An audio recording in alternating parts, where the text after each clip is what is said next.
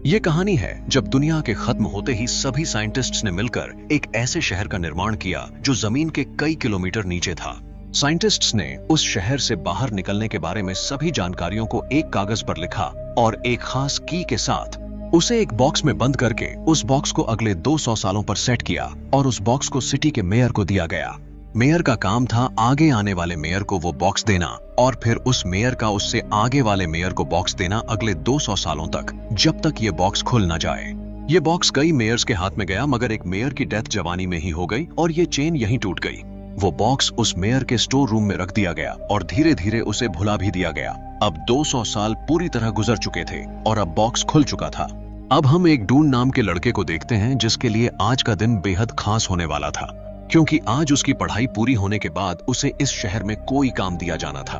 तभी एकदम से उस पूरे शहर की लाइट चली जाती है और हर तरफ अंधेरा छा जाता है। सभी इसे ब्लैकआउट कहा करते थे और ये दिन ब दिन लंबी होती जा रही थी। डून एक बेहद इंटेलिजेंट लड़का था और वो चाहता था कि उसे उस जनरेटर में काम मिले जो पूरे शहर को बिजली दे रहा है। उस जनरेटर में खराबी आ चुकी थी और बीच बीच में पूरा शहर अंधेरे का शिकार हो जाया करता था। अब वो वक्त आता है जब सभी को उनके काम दिए जाने थे।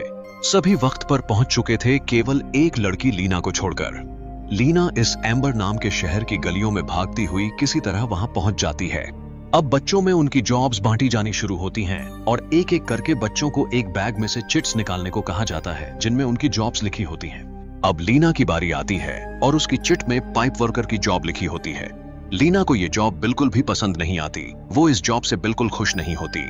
आप बारी डून की आती है मगर डून को भी उसकी पसंद की जॉब नहीं मिलती। डून को एक मैसेंजर की जॉब मिलती है। अब सबके चले जाने के बाद डून लीना को रोककर उससे कहता है कि डून पाइप वर्क्स की जॉब लेना चाहता है। वो अपना वक्त लोगों की बातें इधर उधर करते हुआ नहीं बिताना चाहता और लीना के साथ अपनी जॉब एक्सचेंज करना चाहता है। लीना इसके लिए तुरंत ही तैयार हो जाती है और उसे शुक्रिया कहती हुई वहां से चली जाती है।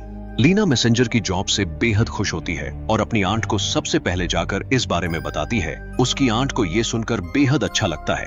अब हम डून को देखते हैं जो अपने पिता के साथ अपने घर पे होता है। डून के पिता उसे एक अजीब से मशीन देते हैं और कहते हैं कि उसे जल्द ही समझ आ जाएगा ये मशीन किस काम आती है। डून के पिता उससे कहते हैं कि आज से उसे हर चीज को एक खास नजर से देखना चाहिए और उन चीजों को नोटिस करना चाहिए जिस पे कोई भी ध्यान नहीं देता। अब ये सब सुनने के बाद डून घर से बाहर चला जाता है और बाहर जाकर उसकी नजर एक बेहद अजीब से जानवर पर पड़ती है जो किसी कीड़े की तरह नजर आ रहा था। उसके पंख खराब हो चुके थे। डून उसके पंख को एक धागे की मदद से ठीक कर देता है और वो कीड़ा उड़कर वहां से चला जाता है, मगर डून नहीं जानता था आखिर इस अंडरग्राउंड सिटी के बाहर क्या है और वो कीड़ा आखिर कहां से आया है। अब हम लीना को देखते हैं जो फिलहाल अपनी छोटी बहन पूपी को सुलाने के लिए एक रिकॉर्डेड टेप चला रही थी जिसमें कुछ पुराने मैसेजेस रिकॉर्डेड थे। पूपी को सोते वक्त वो मैसेजेस सुनना बेहद पसंद था। लीना की भी एक ख्वाहिश थी, वो जिंदगी में कम से कम एक बार देखना चाहती थी कि उस अंडरग्राउंड सिटी के बाहर की दुनिया कैसी है। अब अगली सुबह लीना अपनी जॉब के पहले दिन के लिए बेहद एक्साइटेड होती है और वक्त से बहुत पहले ही पहुंच जाती है। वहीं दूसरी तरफ डून पाइपलाइंस के बीच पहुंचता है अपने काम को अच्छे से समझने के लिए, जहां पहले से कुछ और भी लोग काम कर रहे थे। अब लीना को उसकी यूनिफॉर्म दी जाती है और लीना अपनी जगह पर लोगों के मैसेजेस डिलीवर करने चली जाती है। अब डून पाइप वर्क्स में एक बूढ़े आदमी सोल से मिलता है जो उसे सारा काम समझाता है और एक लॉकर देता है जिसमें वो अपना सामान रख सकता था। साथ ही साथ सोल डून को एक लोहे की टोपी देता है और उसमें खुरच कर अपना नाम लिखने को कहता है ताकि अगर उसे कुछ भी हो जाए तो पता चल सके, क्योंकि पिछली बार जिसने इस टोपी को पहना था उसकी पानी में डूबने के कारण मौत हो गई थी। अब डून सोल से कहने की कोशिश करता है कि वो जनरेटर के अंदर की खराबियों को ठीक कर सकता है अगर उसे एक मौका दिया जाए तो, मगर सोल तब तक सो चुका था। अब हम लीना को देखते हैं जो बेहद खुशी खुशी अपना काम कर रही थी, लेकिन तभी उसे एक चीख सुनाई दी। उसने खिड़की से बाहर देखा तो एक आदमी नजर आया जो इस सिटी से बाहर का रास्ता ढूंढना चाहता था मगर किसी चीज से डरकर वापस भाग आया था। अब हम देखते हैं पाइपलाइंस में काम करते करते डून सोल की पॉकेट से एक मैप चुरा लेता है जिसमें पूरे पाइपलाइंस नेटवर्क की जानकारी होती है। अब डून उस मैप के सहारे पाइपलाइन नेटवर्क्स एक्सप्लोर करने का फैसला करता है, मगर वो एक कमरे में पहुंच जाता है जहां बहुत सारा खाना रखा हुआ होता है। तभी वहां एक आदमी आता है और डून को धक्के मारकर वहां से निकाल देता है। उसी वक्त एक और ब्लैकआउट होता है और सिटी की सारी लाइट्स ऑन ऑफ हो जाती हैं, मगर ये ब्लैकआउट हर बार से थोड़ा ज्यादा लंबा था। लीना वो बात डून को बताती है कि उसने एक आदमी को देखा जो सिटी से बाहर जाने की कोशिश कर रहा था और उस आदमी ने पानी का भी जिक्र किया था जो इस सिटी में बेहद रेयर है। तभी लाइट वापस आ जाती है और एक अनाउंसमेंट होती है, सभी पाइप वर्कर्स को बुलाया जाता है। जाते जाते लीना डून को एक सिंग देती है जो शायद किसी बीटल का था और लीना को कहीं पड़ा मिला था। आप वहां से लीना सीधे अपने घर अपनी दादी को देखने जाती है कि वो ठीक है या नहीं। वहीं दूसरी तरफ डून को जनरेटर वाले एरिया में बुलाया जाता है जहां वो देखता है कि पूरे सिटी को पावर दे रहे जनरेटर में अब आग लग चुकी है और सिचुएशन बेहद खराब हो चुकी है। लीना की दादी लीना से किसी खास चीज का जिक्र करने की कोशिश कर रही होती है, मगर खराब दिमागी हालत के कारण वो सही से लीना को समझा नहीं पाती कि आखिर वो किस चीज के बारे में कहना चाहती है। लीना अपनी बहन पूपी को देखती है जो स्टोर रूम में एक लोहे के बक्से में से कुछ कागज निकालकर खा रही होती है। लीना पूपी और उस बक्से को बाहर लेकर आती है। तभी लीना की दादी लीना से कहती है कि यही वो खास चीज है जिसके बारे में वो लीना से बताना चाहती थी। मगर जब लीना दादी से पूछती है कि आखिर इस बक्से में ऐसा क्या है जो वो बताना चाहती थी, तो उसकी दादी कहती है कि उसे कुछ भी याद नहीं, उसे बस इतना याद है कि इस बक्से में कुछ बेहद खास है। अब लीना उस बक्से को अपने पास रख लेती है और वहां से चली जाती है। पाइपलाइंस में सभी बेहद टेंशन में होते हैं क्योंकि जनरेटर अब दिन पे दिन बेहद खराब होता जा रहा था और उस पर अब ज्यादा दिन डिपेंड नहीं रहा जा सकता था। अब लीना अपना काम कर रही थी, तभी वही आदमी जिसने ढूंढ को धक्के मारकर बाहर निकाला था, वो लीना से आकर उसका एक मैसेज मेयर तक पहुंचाने को कहता है। वो मैसेज कोड वर्ड्स में था और लीना उसे नहीं समझ पाती, मगर लीना वो मैसेज मेयर तक पहुंचाने चली जाती है। हॉल में घुसते ही लीना आज तक उस शहर में बने सभी मेयर्स की पोर्ट्रेट देखती है, जिसमें से 7वां मेयर लीना के खानदान से था। उसकी तस्वीर में लीना देखती है कि उसने वही बॉक्स पकड़ रखा था जो लीना को आज अपने घर के स्टोर रूम से मिला था। अब लीना जाकर वो मैसेज मेयर को सुना देती है, मगर क्यूरियोसिटी में आकर लीना मेयर से पूछती है कि उन तस्वीरों में वो बॉक्स आखिर क्या है, मगर मेयर उसे बिना जवाब दिए वहां से जाने को कहता है। वही डून अपने घर जाकर अपने पिता से उस बीटल की सिंग को दिखाता है, मगर उसका पिता उससे कहता है कि उसे इन सब चीजों के बारे में ज्यादा नहीं सोचना चाहिए। वहीं घर लौटकर लीना उस बॉक्स में रखे कागज को निकालकर देखती है, मगर पूपी ने उस कागज को पूरी तरह फाड़ दिया होता है। लीना को उस बॉक्स में से एक शीशे का टुकड़ा भी मिलता है, जिसे लेकर पूपी एक औरत के पास जाती है और वो औरत भी उस टुकड़े को नहीं पहचान पाती। तभी एक और ब्लैकआउट आता है। घर लौटकर लीना अपनी दादी से एक बार फिर पूछने की कोशिश करती है आखिर वो चीज है क्या, मगर दादी की दिमागी हालत अब कुछ बोलने लायक बिल्कुल नहीं बची थी। अब लीना पूपी को भी डॉक्टर के पास ले जाती है, जिसे बहुत खांसी आ रही थी।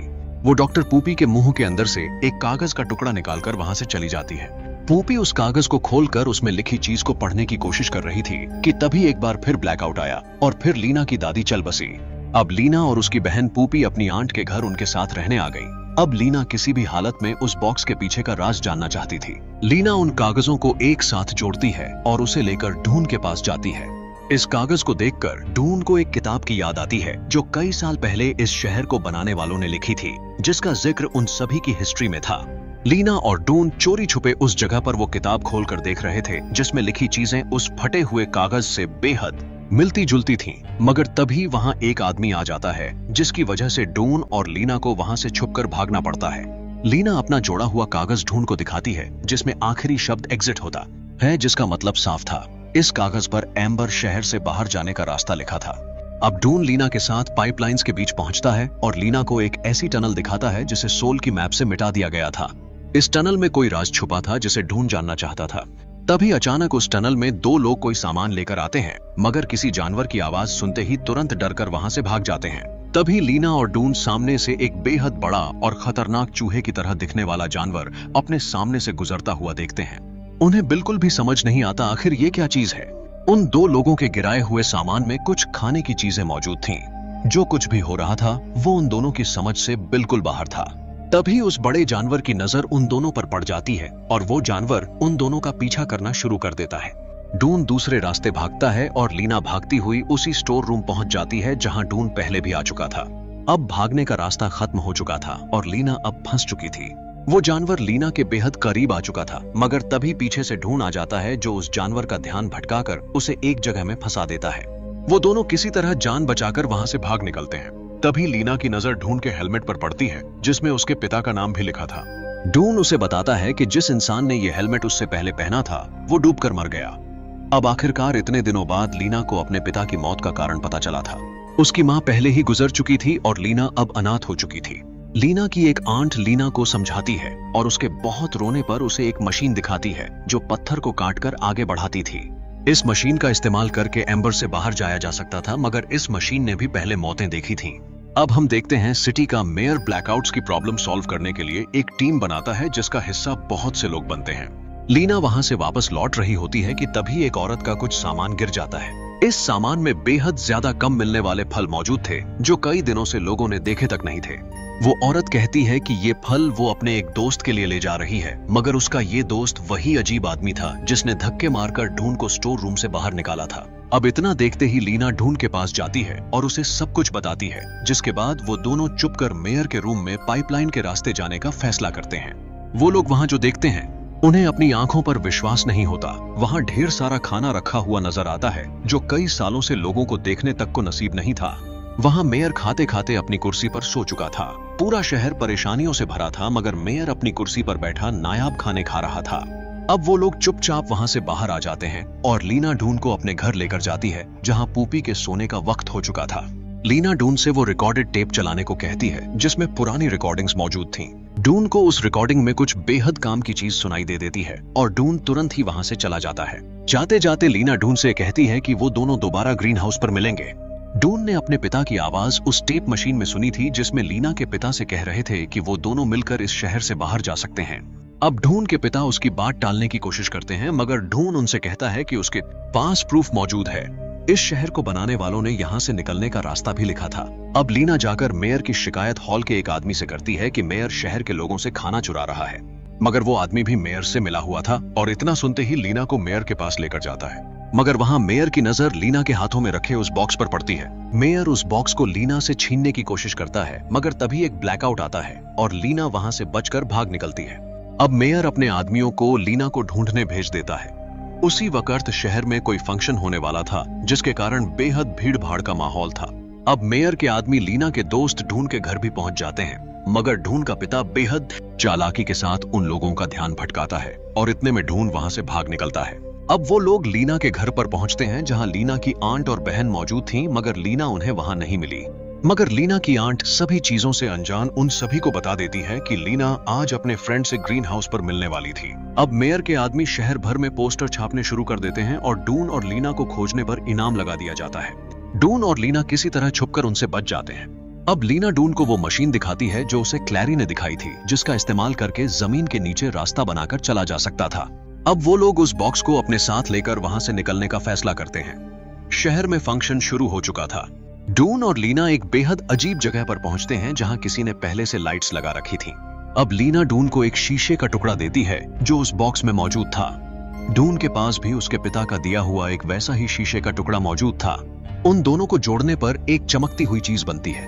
वो लोग वहां से निकलते इससे पहले लीना कहती है कि उसे पॉप्पी को अपने साथ लेकर चलना है। अब शहर में जाकर वो दोनों चुपके से पॉप्पी को अपने साथ लेकर वहां से भाग निकलते हैं और पाइपलाइंस के बीच पहुंचते हैं जहां जनरेटर हॉल में जाने का रास्ता मौजूद था। उन्हें जनरेटर हॉल में जाने की जरूरत थी, मगर उसका दरवाजा बिल्कुल भी नहीं खुल रहा था। अब पॉप्पी अपने पास रखा हुआ आधा फटा हुआ कागज निकालती है जो वहां के लॉकर की तरफ इशारा करता है। अब लॉकर को जाकर देखने पर उन्हें एक लीवर नजर आता है जिसे घुमाने पर एक बोट बाहर निकल कर आती है जो धीरे धीरे कर खुद आगे बढ़ती है और जनरेटर हॉल के अंदर चली जाती है। वहां एक पानी की नदी बहती हुई नजर आती है, मगर बोट थोड़ी आगे जाकर एक गियर से टकराकर टूट जाती है, जिसका मतलब था वो लोग अब भी इस पहेली को पूरी तरह नहीं सुलझा पाए। अब उस कागज पर लिखी चीजों को समझते हुए दोनों एक कंट्रोल रूम में पहुंचते हैं जहां जनरेटर हॉल के सारे कंट्रोल्स मौजूद थे। अब उस कागज को फॉलो करते हुए उन्हें आखिरकार एक रास्ता नजर आता है। शहर में हर तरफ शॉर्ट सर्किट होने लगता है। अब ढूंढ और लीना बोट में बैठकर वहां से निकल जाते हैं। वहीं दूसरी तरफ मेयर अपने बंकर में आ जाता है ताकि वो किसी भी इमरजेंसी की सिचुएशन में खुद को बचा सके, मगर मेयर वहां उस खतरनाक जानवर के हाथों मारा जाता है। अब कई घंटों के सफर के बाद वो लोग जमीन से बाहर आते हैं, मगर तब रात का वक्त होता है और उन्हें बेहद बुरा लगता है क्योंकि बाहर आकर भी उन्हें केवल अंधेरा ही नजर आता है। मगर तभी सुबह हो जाती है और उन्हें ये देखकर बेहद खुशी होती है। अब ढूंढ और लीना एक पत्थर में एक लेटर लिखकर उस जमीन के नीचे मौजूद शहर में गिरा देते हैं ताकि बाकी लोग भी उस शहर से बाहर आ सकें। वो लेटर ढूंढ के पिता के हाथ लगता है और हमारी कहानी यहीं खत्म हो जाती है। आप जाते जाते हमारे चैनल को सब्सक्राइब करना बिल्कुल भी ना भूलें।